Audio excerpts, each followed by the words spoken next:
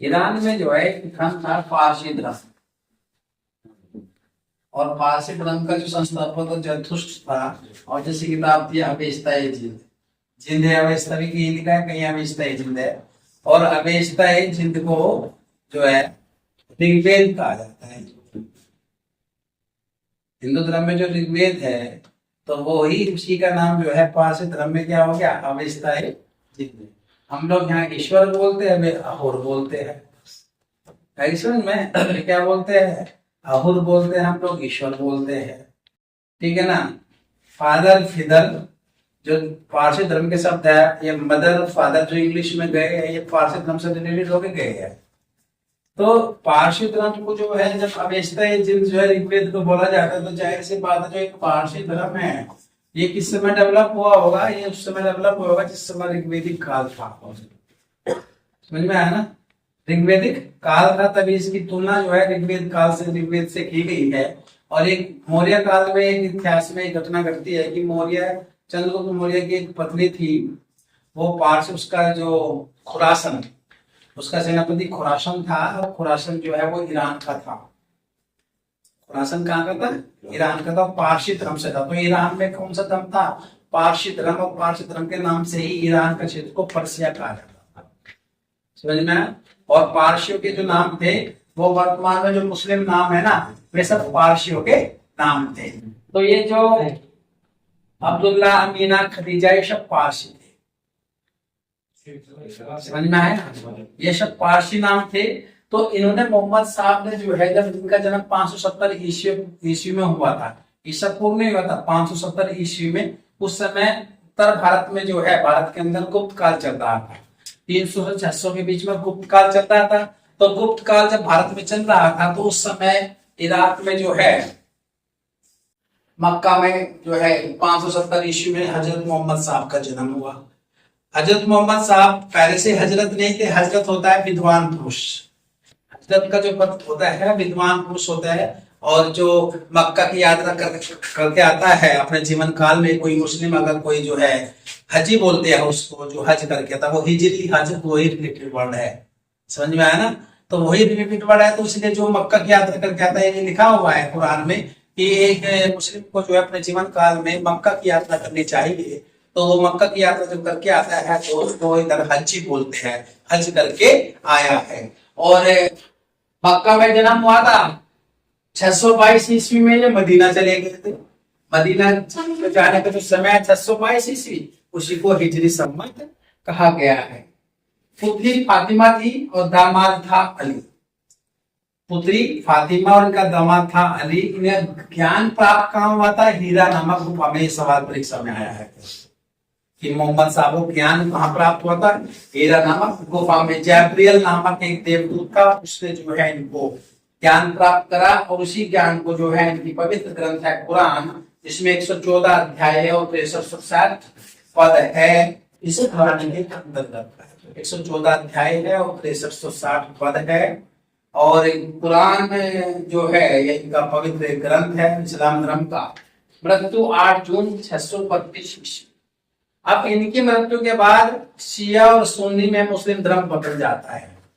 शिया और सुन्नी में मुस्लिम धर्म बदल जाता है। शिया और सुन्नी क्या होता है, सुन्नी जो पैगंबर के कथनों पर विश्वास करते थे, जो मोहम्मद साहब के कथनों पर विश्वास करते थे, यानी कि थोड़े से रूढ़िवादी, पूर्व रूढ़िवादी, वे सुन्नी कहलाए गए।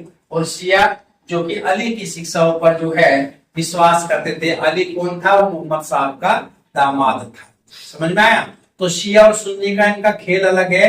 और शिया और सुन्नी का देखो खेल कितना निराला है कि इबादत का समय जो है उनमें भी इनका टाइमिंग जो है चेंज रहता है। आप कभी वो देखिए, अखबार देखिए, जब इनके रमजान का पर्व चलता है, तो रमजान में ये चीज छोटी छोटी चीजें बहुत नोट करता हूँ। तो रमजान में जब चलता है तो फ्रंट पेज पे लिखा रहता है कि आज रोजा रखने का समय ये है, रोजा खुलने का समय ये है। शियाओं के लिए ये और सुन्नियों के लिए ये।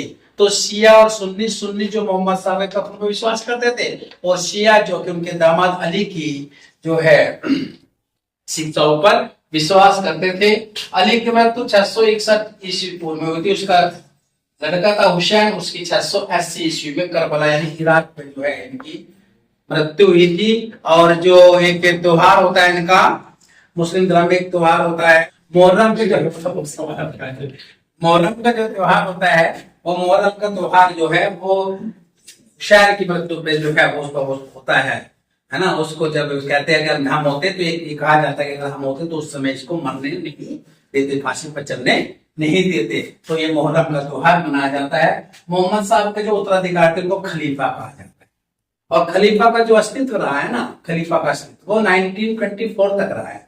और यही खेल हुआ था भारत में। अगर एक खिलाफत आंदोलन हुआ था तो खिलाफत आंदोलन का प्रमुख कारण यही था कि जब प्रथम विश्व युद्ध हुआ था तो प्रथम विश्व युद्ध में ये बात कही गई थी, इंग्लैंड में राजा था, उसने कहा था कि आप हमें सपोर्ट कीजिए और हम तुर्की के खिलाफ कोई भी आक्रमण नहीं कर लेंगे। और तुर्की में उस समय खलीफा रहता था, तो लेकिन यहाँ का जो मुसलमान इंडिया का वो सपोर्ट कर रहा था। लेकिन प्रथम विश्व युद्ध के बाद जो है तुर्की पर आक्रमण कर दिया, तो खलीफा का पद जो है कमाल पाशा ने खत्म कर दिया था। 1924 में इस सवाल परीक्षाओं में आता है कि खलीफा का पद जो है वो किसने खत्म किया था, तो कमाल पाशा ने किया था 1924 में। इबानी साहब क्या है, मोहम्मद साहब की जीवनी है। इनका जन्मदिन जो है ईद मिलाद उन नबी के रूप में जो है भारत में मनाया जाता है। दुनिया में इनका जो जन्मदिन मनाया जाता है ईद उल मिलाद उन नबी के नाम से मनाया जाता है। भारत में इस्लाम का आगमन कब हुआ था? 712 ईस्वी में। मोहम्मद बिन कासिम जो था उसने भारत में पहला सफल आगमन किया था। ध्यान रखना इस चीज का। और मैंने उस दिन बताया था इतिहास में कि भारत में मुसलमानों का आने का कारण क्या रहा था कि श्रीलंका से जो है ईरान में व्यापार होता था, तो कुछ महिलाएं थी, कुछ जो आती थी व्यापार के लिए वहां पे, तो वो सिंध का राजा ताहिर था, उसने भी कब्जा लिया था। तो कब्जा लिया था तो ईरान के राजा ने कहा भी हमारा ट्रेडिशन से हमारा व्यापार है, इसको छोड़ दीजिए। तो ताहिर ने नहीं छोड़ा, तो तब जाके जो है मोहम्मद बिन कासिम से पहले एक आया तो असफल होकर चला गया। 711 में खुद मोहम्मद बिन कासिम आया, वो असफल हुआ। और 712 में पुनः फिर मोहम्मद बिन कासिम आया और उसने जो है भारत पर जो है सिंध पर कब्जा कर लिया था। ताहिर द्वारा सिंध पर कब्जा कर लिया था और ये मुस्लिम जो है भारत में प्रवेश कर गए थे। फिर उसके बाद 998 ईस्वी में महमूद गजनवी और 1171 में मोहम्मद गोरी ने भारत पर आक्रमण किया और 1191 में पृथ्वीराज चौहान को हराया और फिर 1206 में गुलाम मंसूर की स्थापना करके चले गए, जो कि 1857 की ईस्वी तक जो है भारत में मुस्लिम शासकों का शासन रहा। ठीक है ना। तो ये था इस्लाम धर्म। इसमें 3-4 सवाल आते हैं। एक तो इनका जन्म स्थान, मृत्यु, इनका हिजरी संवत, ज्ञान किस गुफा में प्राप्त हुआ है। कभी कभी ईद उल नबी के बाद पूछा जाता है मोहम्मद साहब का जन्मदिन हम लोग किस त्योहार को मनाते हैं। अधिकतर हम लोग जो है रमजान का जो पवित्र महीना होता है जिसमें हम लोग ईद मनाते हैं उसको मानते हैं, वो नहीं होता। ईद उल नबी के नाम से जो है इनका बर्थडे मनाया जाता है।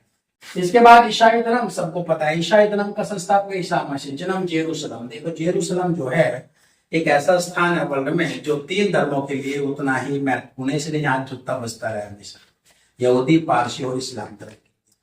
फिलिस्तीन में है। अभी देखा होगा तुमने गाजा पट्टी जो है वो फिलिस्तीन और इजराइल के बीच में है ना, गाजा पट्टी का टुकड़ा जिसपा हमेशा ड्रोन के बारे में बमबारी चल रही है फिलहाल। तो जेरूसलम जो है 3 धर्मों के लिए पवित्र है, मुस्लिमों के लिए भी है, ईसाइयों के लिए भी और पारसियों के लिए। ये सवाल भी आता है परीक्षाओं में। तो जेरूसलम में ईसाई का जो ईसा मसीह था इसका बर्थ हुआ था, जन्म हुआ था। पिता का नाम जोसेफ, माता का नाम मैरी और पवित्र ग्रंथ था इसका बाइबल। पोर्टियस नामक राजा ने 333 ईस्वी में जो है इसको सूली पर लटका देता है। इनका पवित्र चिन्ह है क्रॉस।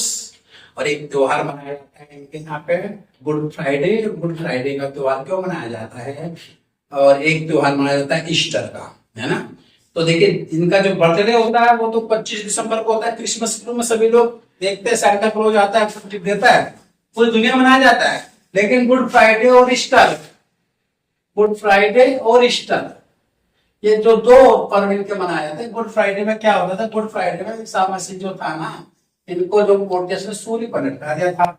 और सूली पर ऐसे देखा होगा तुमने क्रॉस का निशान बना हुआ था, ऐसे लटके हुए थे। तो इनकी नाभि में जो है भाला मार करके उस मृत्युदंड दिया जाता था। और लोगों को लगा कि ये मृत्यु को प्राप्त हो गए क्योंकि ये देवदूत थे, इनके अंदर भगवान का अंश था। तो जब फ्राइडे में इनको जो है खत्म कर दिया गया उनके अकॉर्डिंग, तो 2 दिन बाद यानी संडे में उन्हें जीवित हो उठे। संडे में पुनः जीवित हो उठे और उपदेश देकर फिर मृत्यु को प्राप्त हो गए थे।